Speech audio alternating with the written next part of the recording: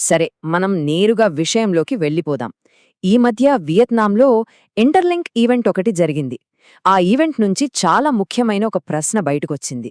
ఈ మొత్తం విశ్లేషణ ఆ ఒక్క ప్రశ్న చుట్టూనే తిరుగుతుంది, గుర్తుపెట్టుకోండి. అవును, ఎందుకంటే ఈ ఒక్క ప్రశ్నకు వచ్చే సమాధానమే క్రిప్టోలో ఉండేవాళ్లని రెండు గ్రూపులుగా విడదీస్తుంది. ఈ మొత్తం విశ్లేషణ పూర్తయ్యేసరికి మనం ఏ గ్రూప్కు చెందినవాళ్లమో మనకే ఒక క్లారిటీ వచ్చేస్తుంది. సరే, చూడండి. క్రిప్టో ప్రపంచంలో వస్తున్న ఈ పెద్ద మార్పును అర్థం చేసుకోవడానికి ఈ 6 పాయింట్లని మనం ఫాలో అవుదాం. ఇది మన ప్రయాణానికి ఒక రోడ్ మ్యాప్ లాంటిలన్నమాట. ఇప్పుడు ఆ ఈవెంట్లో వచ్చిన అసలు పాయింట్ ఏంటో చూద్దాం. ఇది చాలా ముఖ్యం, ఎందుకంటే ఇది షార్ట్ టర్మ్ లాభాలకి లాంగ్ టర్మ్ విజన్కి మధ్య ఉన్న తేడాని చాలా స్పష్టంగా చూపిస్తుంది.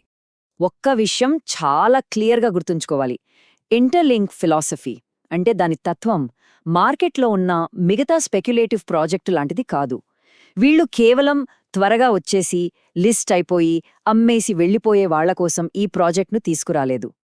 ఇప్పుడు ఇంటర్లింక్ వాడే కొన్ని కొత్త పదాల్ని చూద్దాం.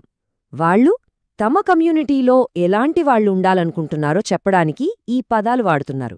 అవే మైనర్ ఇంకా రియల్ లింకర్. ఈ రెండింటి మధ్య తేడా ఏంటో చూద్దాం. ఇక్కడ చూడండి, ఈ స్లైడ్లో చాలా ఇంట్రెస్టింగ్ పాయింట్ ఉంది.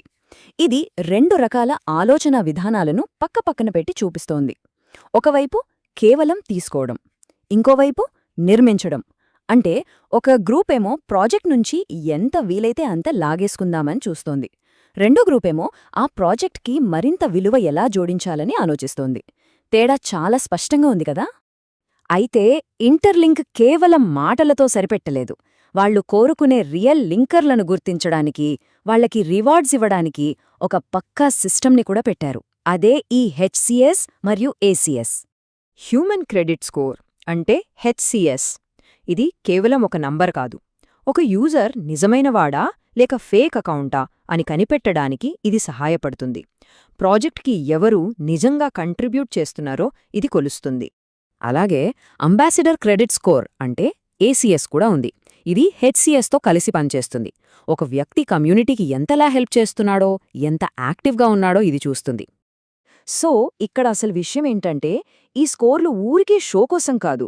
ఎవరికైతే మంచి స్కోర్ ఉంటుందో వాళ్లకి ఫ్యూచర్లో టోకన్స్ ఎక్కువగా వస్తాయి, స్పెషల్ బెనిఫిట్స్ ఉంటాయి, సిస్టమ్ నుంచి రివార్డులు కూడా వస్తాయి. అంటే ఈ స్కోర్లు నేరుగా మన ఫైనాన్షియల్ రివార్డులను ప్రభావితం చేస్తాయన్నమాట.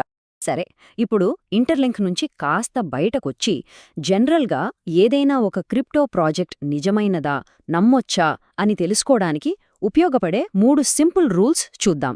ఇది చాలా సింపుల్ టెస్ట్. ఈ 3 విషయాలు లేని ప్రాజెక్టులు కేవలం హైప్ మీద నడుస్తాయి. మరి హైప్ ఎప్పుడూ ఒకేలా ఉండదు కదా. చివరికి అది జీరోకి పడిపోతుంది. చట్టపరమైన ఆధారం అనే పాయింట్ని కొంచెం లోతుగా చూస్తే, నిజమైన ప్రాజెక్టులు ఏవైనా అనౌన్స్మెంట్స్ చేసేటప్పుడు ఎందుకంత జాగ్రత్తగా ఉంటాయో అర్థమవుతుంది. లీగల్ ప్రాసెస్ అంతా పూర్తయ్యాకే వాళ్లు పార్ట్నర్షిప్స్ గురించి బయటికి చెప్తారు. ఎందుకంటే ముందుగానే చెప్పేస్తే లేనిపోని కేసులు, రిస్కులు వస్తాయి. ఇప్పుడు మనం మొత్తం క్రిప్టో మార్కెట్ గురించే మాట్లాడబోతున్నాం. భవిష్యత్తులో ఒక పెద్ద మార్పు రాబోతోంది. మార్కెట్ పనిచేసే విధానమే పూర్తిగా మారిపోబోతోంది. చూడండి, కాయిన్ బేస్ లాంటి పెద్ద సంస్థ ఏమంటోందో. వాళ్లు వాడిన పదం చాలా పవర్ఫుల్. డిసిప్లిన్ అంటే క్రమశిక్షణ. ఇకపై ఇది హైప్ గేమ్ కాదు, క్రాష్ గేమ్ కాదు.